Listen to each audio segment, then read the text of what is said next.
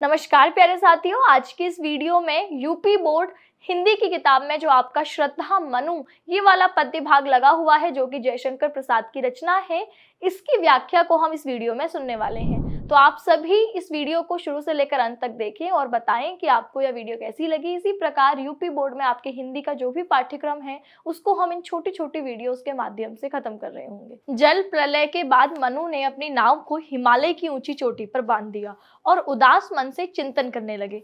वे सोच रहे थे कि आखिर देव जाति का विनाश क्यों हुआ। गहरी सोच में डूबकर उन्हें समझ आया कि देवताओं की विलासिता और घमंड ही उनके पतन का कारण बने। देव जाति अपनी समृद्धि और वैभव में चरम पर थी, लेकिन अत्यधिक विलासिता ने उन्हें बर्बाद कर दिया। मनु की आंखों के सामने देवताओं की अय्याशी और कामोपासना के दृश्य साकार उठे। वे सोचने लगे कि कैसे देवता अपने उच्छृंखल जीवन के कारण विनाश की ओर बढ़ते चले। अंततः उनके अनियंत्रित कर्मों के कारण यह प्रलयकारी वर्षा हुई और सब कुछ जलमग्न हो गया। इसी उदासी में डूबे मनु को लगा कि जीवन की अमरता नहीं बल्कि मृत्यु ही सत्य है। वह सोच रहे थे कि इस नश्वर जीवन पर गर्व करना व्यर्थ है। तभी प्रलय का पानी धीरे धीरे भाप बनकर उड़ने लगा और अंधेरी रात की जगह सुनहरी प्रभात ने ले ली। इस निराशा के बीच अचानक हिमालय में विचरण करती श्रद्धा से मनु की भेंट हो जाती है। मनु को देखकर श्रद्धा उसके समीप जाकर पूछती है, हे मनुष्य, तुम कौन हो जो इस निर्जन वन में उद्विग्न होकर घूम रहे हो?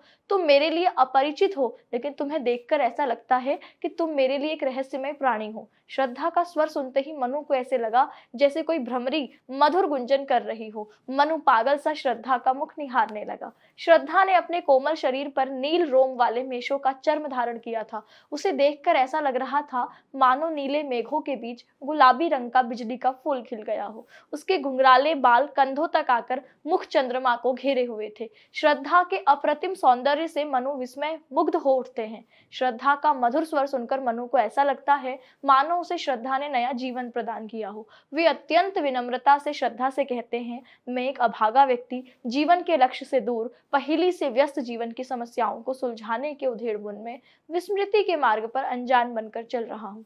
मैंने स्वयं अपनी आंखों के सामने सृष्टि प्रलय और देव जाति के विनाश को प्रत्यक्ष देखा है। अब मैं यह मान चुका हूँ कि जीवन का अंत सदैव घोर निराशा में ही होता है। श्रद्धा और मनु की प्रथम भेंट होने के बाद श्रद्धा मनु को सांत्वना देती हुई कहती है कि तुम इतने थके हारे क्यों हो? क्या तुम्हारे हृदय में कोई जिजीविषा नहीं बची है? भले ही तुम्हारा अतीत दुखपूर्ण रहा है, लेकिन भविष्य तो स्वर्णिम हो सकता है। जीवन का उद्देश्य वैराग्य नहीं है। श्रद्धा की प्रेरणादायक बातें सुनकर मनु के दिल में आशा की नई किरणें जागने लगती हैं। श्रद्धा उन्हें विश्वास दिलाती है कि वह हमेशा उनके साथ रहेंगी और उनके जीवन को सार्थक बनाएंगी। मनु जो पहले निराश थे, अब श्रद्धा के साथ जीवन के नए उद्देश्य की ओर बढ़ने का संकल्प लेते हैं। इस प्रकार कामायनी के श्रद्धा सर्ग में हिमालय में विचरण करती श्रद्धा और मनु की प्रथम भेंट, श्रद्धा के सौंदर्य से मनु का अभिभूत होना और श्रद्धा द्वारा हताश मनु को सांत्वना देकर कर्म क्षेत्र की ओर प्रेरित करना आदि घटनाएं मजेदार और रोचक तरीके से वर्णित की गई है। तो कैसी लगी आपको ये वीडियो कमेंट सेक्शन में जरूर बताएं और इसी तरीके की वीडियोस के लिए सब्सक्राइब करें। नमस्कार।